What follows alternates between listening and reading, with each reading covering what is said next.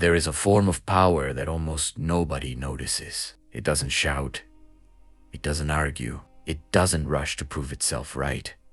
Yet it has ended arguments before they began, unsettled the most confident opponents, and protected reputations that would have been destroyed by a single emotional mistake. Most people lose this power every single day, not because they're weak, because they give it away. The moment someone insults them, they react. The moment they're misunderstood, they explain. The moment they're criticized, they rush to defend themselves. It feels natural.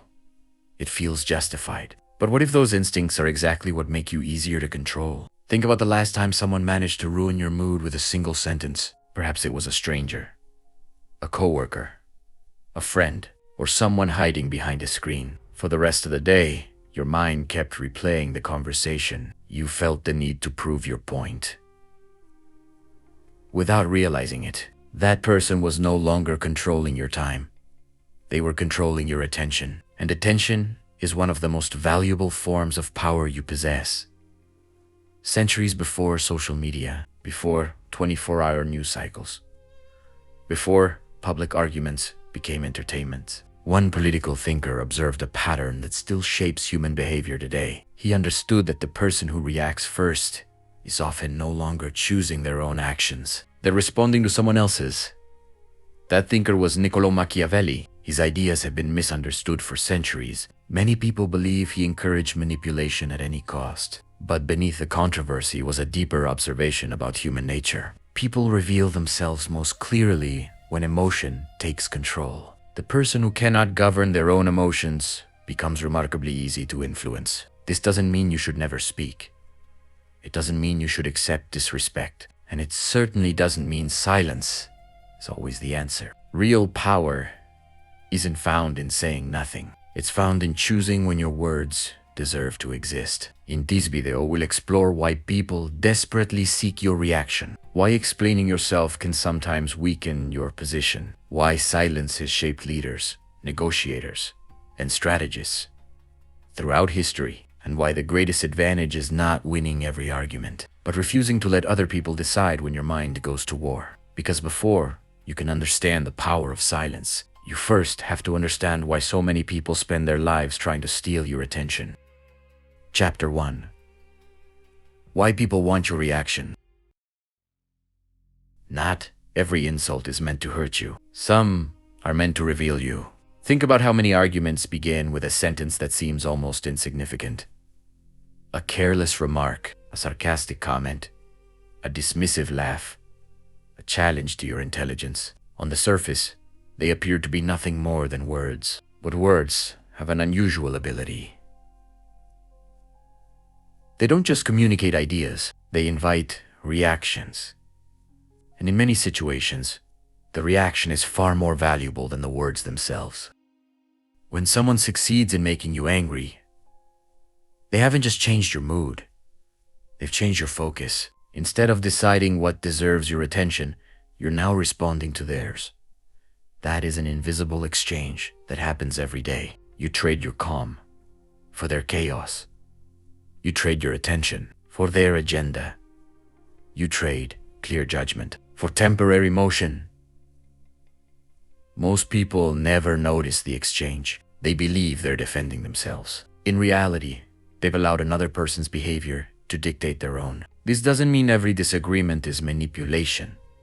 People misunderstand one another. Emotions run high. Conflicts happen naturally. But there are also moments when people provoke because they want something beyond the argument itself. Some want attention. Some want to feel powerful. Some want to shift the conversation away from their own mistakes. Others simply want proof that they can influence your emotions. The moment you react without thinking, they've learned something valuable. They've discovered what moves you. Throughout history, experienced negotiators, political rivals, military commanders, and leaders understood a simple truth. An emotional opponent becomes easier to predict. A calm opponent remains difficult to read. When anger takes control, judgment often steps aside. Decisions become rushed. Words become careless, and mistakes become more likely. The principle hasn't changed, only the setting has. Today, It happens in comment sections, at work, inside friendships, within families, during business negotiations, sometimes even in conversations with complete strangers, different places. The same human nature. This is why attention is more valuable than most people realize. Every minute spent replaying an argument, every hour spent imagining the perfect comeback, every day spent trying to prove someone wrong, is time that can never be recovered. The greatest victory a provocateur can win is not the argument, it's your attention. So ask yourself something. How many decisions you've made over the past year were truly your own? And how many were emotional reactions to someone else's words, opinions, or behavior? Because the moment another person can consistently control your emotions, they no longer need to control your actions. Your emotions will do it for them. And if protecting your attention is the first step toward protecting your power, then the next question becomes impossible to ignore. Why are human emotions so surprisingly easy to influence in the first place? Chapter 2. The Psychology of Emotional Control. Your greatest enemy rarely walks through the front door. More often, it lives inside your own mind. Most people believe they make decisions logically. They imagine that when someone insults them, they choose to become angry. When they're criticized, they choose to defend themselves. When they're disrespected, they choose to fight back. But that's rarely how it happens. Emotion moves first. Reason arrives later. Before you've had time to think, your mind has already begun judging the situation. A threat, an insult, a humiliation, an injustice. Your heart beats faster. Your muscles tighten. Your attention narrows. And only after all of that does your mind begin constructing reasons to justify the reaction that has already begun. This is why so many people say things they later regret. Not because they're bad people, but because emotion spoke before wisdom had the chance. Perhaps the greatest illusion we live under is believing we're defending the truth. Very often, we're defending our ego. Someone questions an opinion.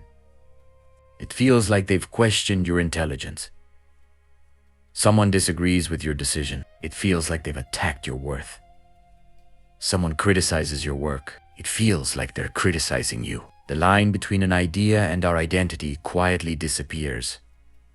And once that happens, every disagreement feels personal. Long time ago, Machiavelli recognized a principle that extends far beyond politics. A person who cannot govern themselves becomes remarkably easy for others to influence. Because anyone who understands your impulses can often predict your behavior. The first kingdom anyone must learn to rule is their own mind. Look at how often this happens in everyday life. A stranger leaves a harsh comment online, and suddenly your entire evening revolves around proving them wrong. A coworker receives the promotion you wanted. Instead of improving your skills, your thoughts become consumed by resentment. A friend forgets to reply to your message. Your mind begins inventing stories that may have nothing to do with reality. Notice what all these moments have in common. The event happens only once, but the mind repeats it again and again and again. Often, the greatest suffering doesn't come from what happened. It comes from the story we continue telling ourselves after it happens. That is why self-mastery is so rare. Not because controlling emotions is impossible, but because most people never notice the moment emotion quietly takes control. So, ask yourself something. When was the last time you reacted immediately, only to wish, hours later, that you had remained silent? How many arguments could have been avoided? How many relationships protected? How many opportunities preserved? If just a few moments of patience had stood between emotion and action, the first person you must learn to influence is yourself, because the person who governs their own emotions becomes difficult to provoke, difficult to predict, and even more difficult to control. But if mastering yourself is the beginning of real power, why do the most influential people so often choose silence instead of immediate action? Chapter 3. Why powerful people explain less. The desire to be understood is one of the strongest forces in human nature. We want people to see our intentions. We want them to know we meant well. We want them to understand our side of the story. There is nothing unusual about that, but there is a quiet danger hidden inside that desire. The more desperate you become to make everyone understand you, the easier it becomes for someone else to control your emotions. Think about how many conversations continue long after they should have ended, not because new ideas are being exchanged, but because neither person can tolerate being misunderstood. One explanation becomes two become 10. Eventually, the conversation stops being about truth. It becomes about winning, and once that happens, understanding quietly leaves the room. Many people believe they explain themselves because they value honesty. Sometimes that's true, but often something deeper is happening. They fear rejection. They fear losing approval. They fear damaging their reputation. Or they fear that if they don't defend themselves immediately, people will believe the worst. So they keep talking. Not because their words are changing minds, but because silence makes them uncomfortable. Confident people approach these moments differently. Before speaking, they ask a simple question. Is this person trying to understand me? Or are they simply waiting for their turn to disagree? The answer changes everything. Not every conversation deserves your energy. Not every accusation deserves your defense. Not every misunderstanding deserves your explanation. Throughout history, skilled negotiators, experienced leaders, and thoughtful strategists understood that words have value, and anything valuable should never be spent carelessly. Every unnecessary explanation reveals something: your emotions, your priorities, your fears, sometimes even your weaknesses. Restraint is not about hiding. It is about choosing what deserves to be revealed. Look at how often this happens in everyday life. Someone leaves an insulting comment online. Instead of moving on, dozens of replies follow. Hours are spent arguing with someone who never intended to listen. A rumor begins spreading. Instead of allowing actions to speak over time, people rush to defend themselves against every version of the story. Someone has already decided who you are, yet you continue trying to convince them otherwise. Some people cannot be persuaded because they are not searching for the truth. They are searching for confirmation of what they already believe. No amount of explanation changes a mind that has chosen not to listen. So ask yourself something. How much of your life have you spent trying to convince people who had already decided not to understand you? How much energy has been lost trying to earn approval from people who never intended to give it? But there is another side to this lesson. Silence is not always wisdom. There are moments when speaking is a responsibility. If you have hurt someone, an honest explanation can begin healing. If you have made a mistake, taking responsibility requires words. If someone has placed their trust in you, clear communication becomes an act of respect. The goal is not to speak less. The goal is to speak with purpose, to choose your words because they create clarity, not because your emotions demand immediate relief. Not every misunderstanding deserves your explanation. Some deserve your absence, because the strongest voice in the room is often the one that never felt the need to compete for attention. And once you understand that, you begin to realize something even more important. Silence is never empty. It is always communicating something. The only question is, what is yours communicating? Chapter 4. Silence as a strategic tool. The loudest person in the room rarely controls it. More often, it's the person who knows exactly when not to speak. Most people think silence means nothing is happening, but silence is rarely empty. It communicates patience. It communicates restraint. It communicates confidence. And sometimes, it communicates far more than words ever could. Human beings are uncomfortable with uncertainty. When every thought is immediately explained, there is very little left to wonder about. But when someone remains calm, instead of rushing to fill every moment with words, people naturally begin asking their own questions. Why didn't they react? What are they thinking? What do they know that I don't? Silence creates space, and the human mind instinctively tries to fill that space. But the greatest value of silence isn't curiosity, it's clarity. Imagine two people standing in the middle of an argument. One interrupts, raises their voice, speaks faster with every sentence. The other listens, pauses, responds only after the emotion has settled, without saying much. The second person often appears more composed, not because silence automatically makes them right, but because calmness changes how people experience a conversation. Emotion spreads quickly. Calmness can spread just as quickly.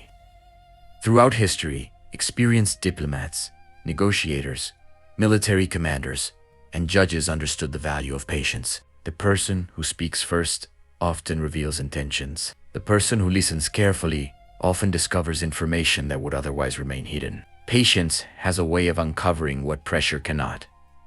That principle still exists today. Think about a business negotiation. Many experienced negotiators make their point and then wait. Not because silence is a trick, but because people often reveal more when they feel compelled to keep talking. Think about a difficult conversation. Sometimes the most meaningful response isn't immediate. It's a thoughtful pause that allows emotion to settle before judgment speaks. Think about an argument. When one person refuses to match anger with anger, the entire direction of the conversation can begin to change. Not always, but often enough to matter. Silence creates something that constant reaction never can. Space. Space to think. Space to observe. Space to choose your next action instead of being pushed into it. So ask yourself something. How many opportunities have you lost because you felt uncomfortable with just a few seconds of silence? How many words have you spoken simply because the silence made you nervous? How many decisions were made too quickly, only because waiting felt unbearable? Real silence is not pretending to be mysterious. It is not giving people the silent treatment. It is not avoiding responsibility, and it is not refusing to communicate. Real silence is the discipline to let wisdom arrive before emotion speaks. It is the confidence to know that not every moment demands an immediate response. Silence is not the absence of power. It is often power refusing to announce itself. But there is one mistake people make after discovering this idea. They begin believing that silence is always strength, and that misunderstanding has damaged relationships, destroyed opportunities, and left important words forever unspoken. Because there is a profound difference between choosing silence and hiding behind it. Chapter 5. The difference between silence and weakness. Silence is not always wisdom. Sometimes silence is fear, wearing the mask of discipline. From the outside, two people can look exactly the same. Both remain quiet during conflict. Both choose not to argue. Both walk away without raising their voices. But beneath the surface, their reasons couldn't be more different. One remains silent because they have mastered themselves. The other remains silent because they are afraid of rejection, afraid of confrontation, afraid of disappointing people, afraid of losing approval. The action is identical. The psychology is completely different. This is why silence by itself is neither strength nor weakness. What gives silence its meaning is the reason behind it. There is a dangerous misconception that avoiding conflict always creates peace. It doesn't. Sometimes it creates resentment. Sometimes it allows disrespect to grow. Sometimes it teaches people that your boundaries can be ignored without consequence. Every time you remain silent when your values demand that you speak, you quietly teach others what you are willing to tolerate. History offers the same lesson again and again. The most effective leaders were rarely impulsive. They understood patience. They listened and they observed. They waited for the right moment. But when that moment arrived, they acted with clarity. Waiting forever is not wisdom. Acting too quickly is not wisdom either. Wisdom is knowing the difference. There are moments when one sentence changes everything. No, I was wrong. This is unacceptable. I won't continue like this. Those words require courage, not because they are loud, but because they are honest. Real strength is not measured by how long you can remain silent. It is measured by whether you have the courage to speak when speaking is the right thing to do. So ask yourself something. When you choose silence, are you protecting your peace or protecting your fear? Are you exercising self-control or avoiding a conversation you know needs to happen? The answers to those questions reveal more about your character than the silence itself. Silence born from wisdom creates freedom. Silence born from fear creates prisons, because every conversation you avoid today has a way of returning tomorrow, often heavier than before. The goal has never been to become a person who never speaks. The goal is to become someone whose words are chosen, not forced. Someone who is calm enough to wait and courageous enough to act. Because once you understand the difference between silence and weakness, you stop allowing circumstances to decide your responses. You begin deciding them for yourself. And that is where real influence begins. Chapter 6. When you must speak. The purpose of silence was never to make you invisible. It was to make your words impossible to ignore. Silence is not the destination. It is preparation. It gives you the time to separate emotion from judgment, impulse from intention, reaction from decision. And once that work is done, your voice becomes far more powerful than it could ever be in the heat of the moment. Before speaking, there are 3 questions worth asking. Is it true? Is it necessary? Is this the right moment? Those questions sound simple, but they have the power to transform almost every difficult conversation in your life. Not everything that is true needs to be said immediately. Not everything that is necessary needs to be said publicly. And not every moment is the right moment.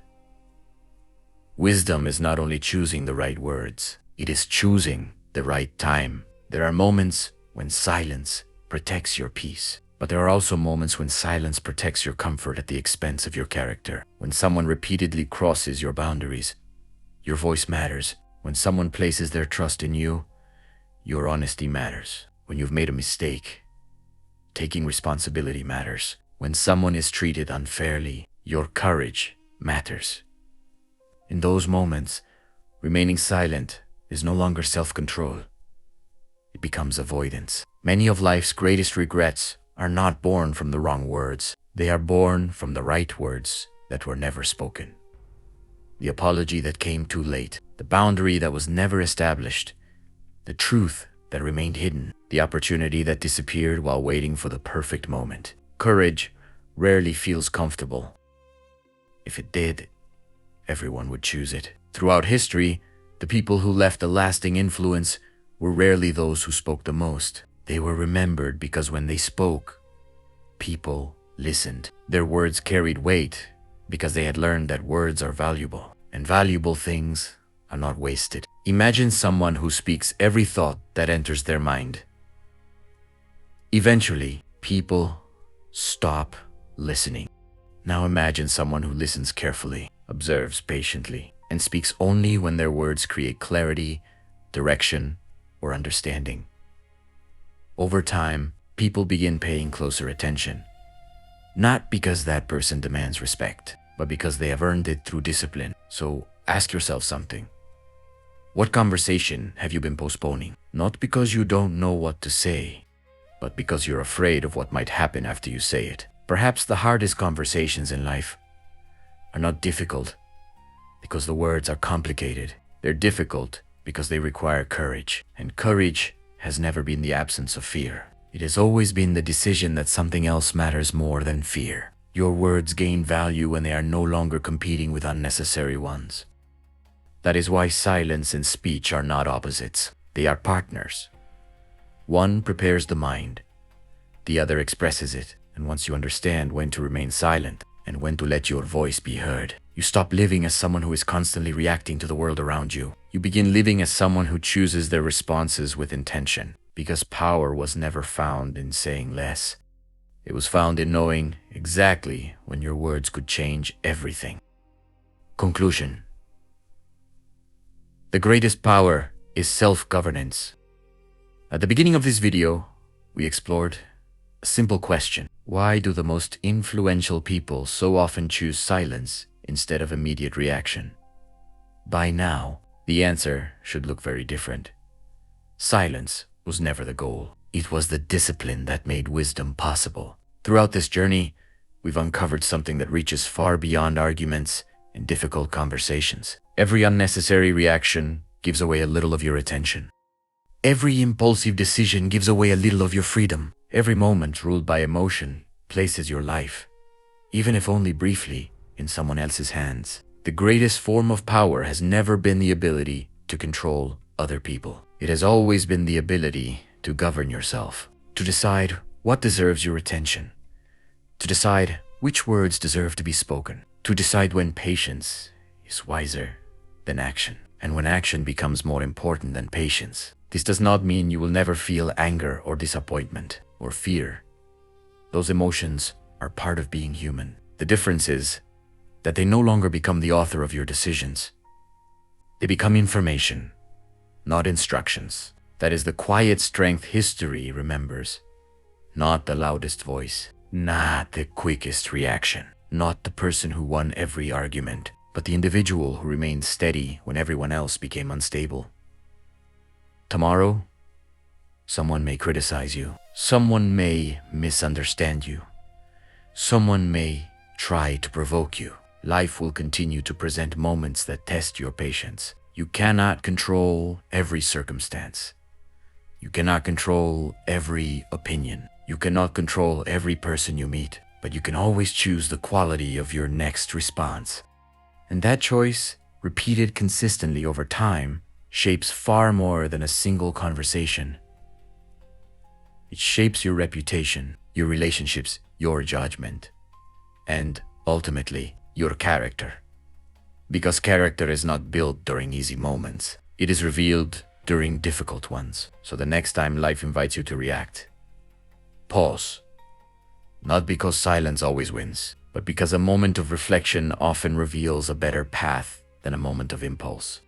Power does not begin the moment the world listens to you. Power begins the moment you no longer allow the world to dictate your mind. The person who governs themselves becomes difficult to provoke, difficult to manipulate, and impossible to define by a single emotional moment. That is the quiet advantage of discipline. That is the strength of intentional action. And perhaps that is what real power has always been. The knowledge is here. The choice is yours. Until next time, the library remains open.